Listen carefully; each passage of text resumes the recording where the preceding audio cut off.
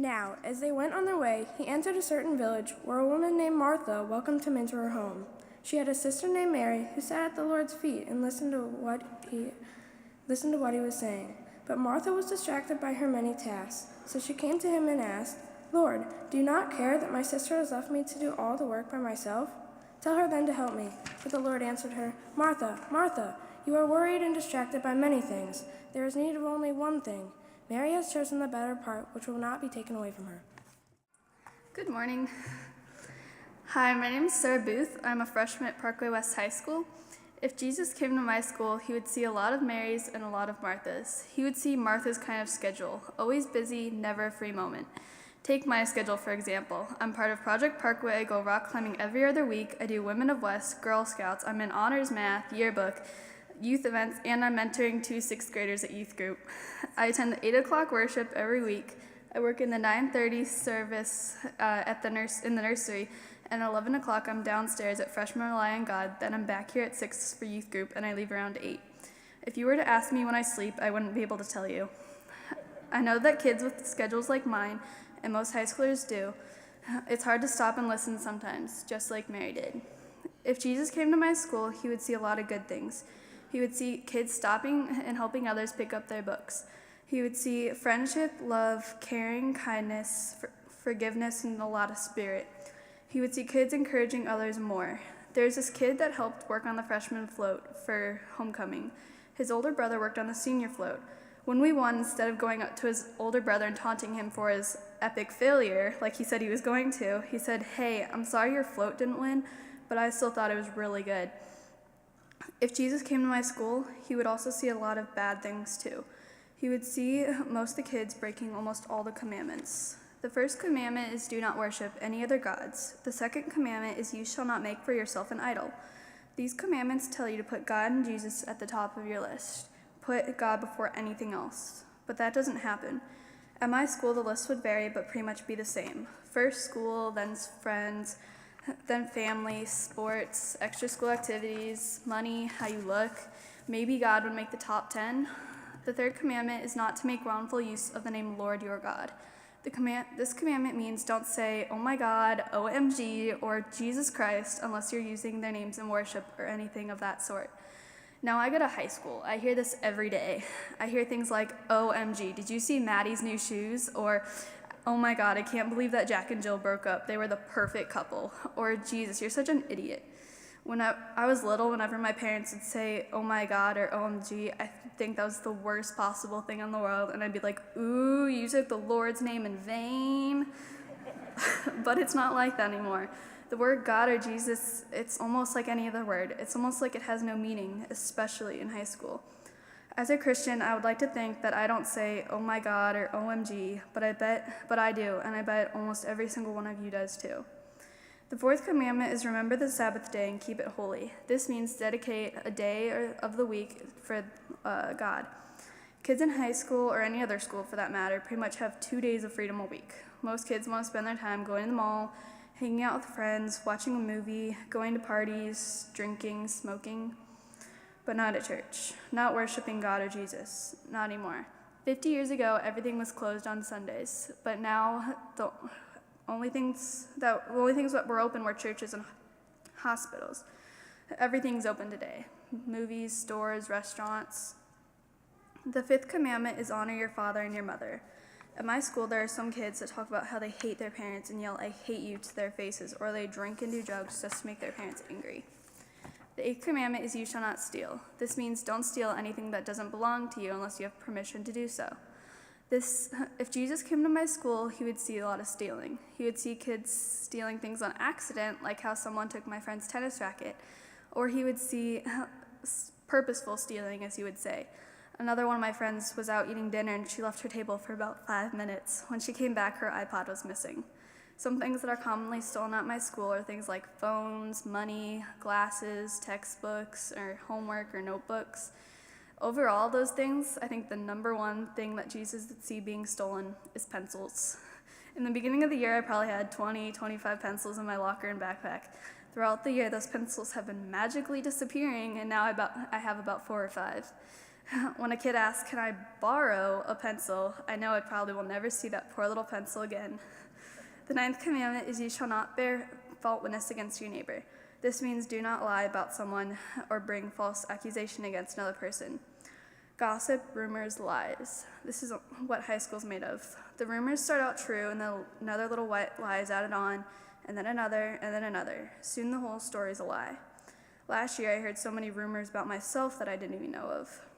One of my best friends, Chloe, put all of her trust in someone else, Claire. She told Claire everything.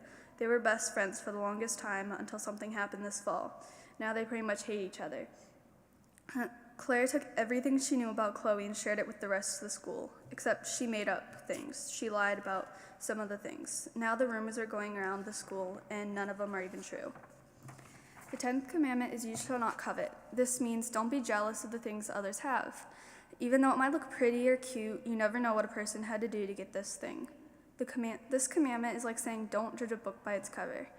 I pictured Mary as the kind of person who would take the time to read the book page by page. Almost all of you, including myself, know that you've judged someone by their cover before.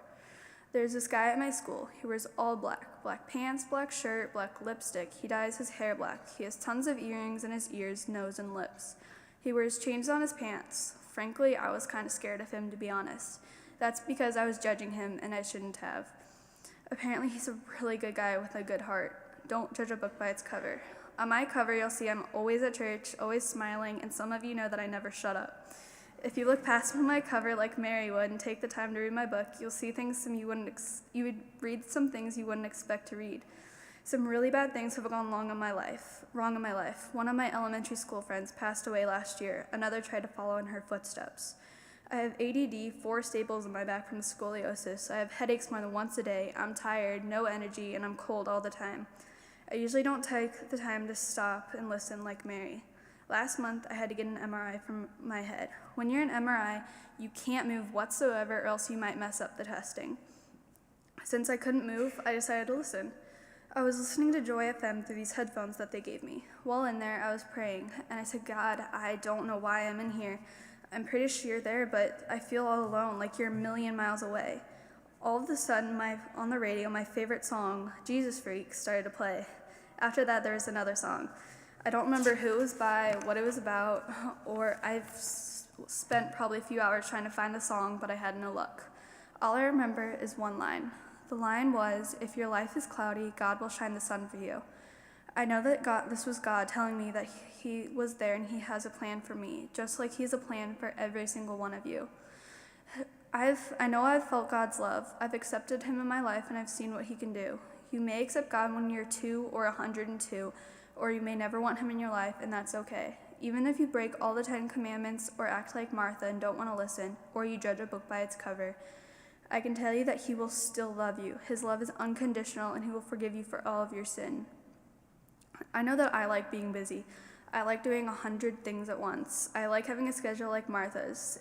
If you have a schedule like mine, you know you're always distracted by all your tasks. We just need to make sure that sometimes we take Mary's example by slowing down and listening to the Lord, and I can tell you He has a lot of amazing things to say. Thank you. This reading is from John chapter 11, verses 17 through 27. When Jesus arrived, He found that Lazarus had already been in the tomb 4 days. Now Bethany was near Jerusalem, some 2 miles away, and many of the Jews had come to Martha and Mary to console them about their brother. When Martha heard that Jesus was coming, she went and met Him, while Mary stayed at home. Martha said to Jesus, "Lord, if you had been here, my brother would have not died. But even now, I know that God will give you whatever you ask of Him."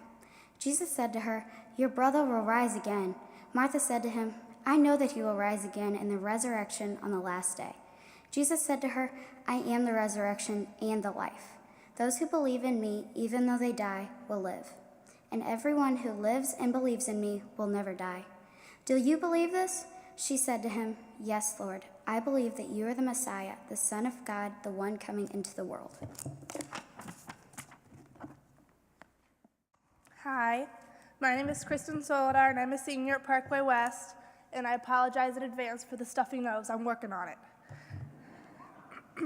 And the occasional water breaks that will probably occur. So good morning. Well, we all falter and fall down, and we always feel like those are the times that Jesus is farthest from us, leaving us to crawl out of that hole on our own. And we expect Jesus to be in our church, in our home, in hospitals, but I don't commonly think of Jesus being at my school. When Ryan told us the subject of our sermon, I had to kind of sit down and think about it for a while before I could really figure out what I wanted to say. Because I guess you could say that I am a bit of a Martha, especially at school. I mean, does Jesus really have time to be with me while I solve math problems or eat week-old pizza? It was something that had never really crossed my mind until I reflected on my high school experience thus far. With only 6 months left, I had a good 30 months I could look back on. I realized that Jesus may not be the reason that I got that proof in geometry class right, but he's still there, molding and shaping my experiences to lead me in the direction he wants me to go. My freshman year, all I wanted was to be on the dance team at West. I had taken dance for a good 10 years or so, and I assumed I was pretty good, and I would have no trouble making the team. You all know where this is going.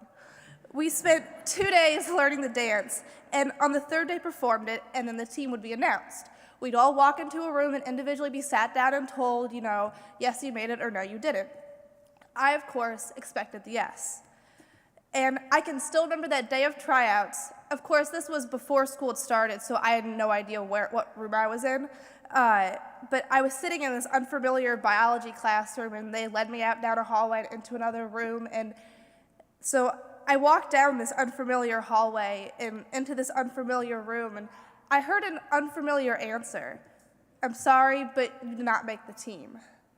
And I was absolutely devastated. It was all I ever wanted to do in high school, was dance and perform. I didn't know how Jesus could do this to me. Surely he had just ruined the next 4 years for me, and they'd barely even started. You know the joke, if you want to make God laugh, make a plan? Well, Jesus had a plan for me. He led me to become more involved in theater, and leading me to work harder at it and increase my confidence in things I wasn't confident about before, like acting and singing. I was so timid and shy about those before, and he led me to the confidence that I now have to pursue a career in musical theater. He taught me that I couldn't just be good at something and expect to have the results that I wanted. Not everything would get handed to me in life. I had to work and put time and effort into what I wanted, because not everything in life gets handed to you. Sorry, I lost my place. Along with leading me to theater, Jesus also led me to long-lasting friendships and relationships that I never would have had the chance to spend so much time with if I wasn't involved in theater. These people became my closest confidants, the ones I told everything to, and in my moments of trouble, Jesus used them to speak to me and guided me by using them. I wanted to be Martha the Palms girl, but instead, Jesus made me Martha the theater girl. If I had made the Palms team, I wouldn't be where I am now, almost off to college, ready to pursue a career in theater. Who knows where I'd be? Even though I couldn't see it at that time, Jesus was leading me in the path and direction he wanted me to go in. And just the other weekend, I auditioned at Millikan University for a Bachelor of Fine Arts in Musical Theater, shortened as a BFA in Musical Theater. As I sat outside the waiting room waiting to hear whether or not I'd been accepted into the program, the pit in my stomach was identical to that of what I felt 4 years ago waiting to hear about dance team. I thought and prayed to God about how if I made it, it'd be the perfect story of how Jesus came to me and steered me in a different path and led me to this college, and not to mention a perfect ending to this sermon. But it was too good to be true. I was walked into the room, sat down, and heard that now all too familiar answer. I'm sorry. My heart sunk into my stomach. Musical theater, again, was now what I wanted to do. I wanted to sing, dance, act, and tour across the country, singing What I Did for Love day in and day out. But Jesus had a silver lining. I was accepted into the school as a Bachelor of Arts in Theater with a minor in dance.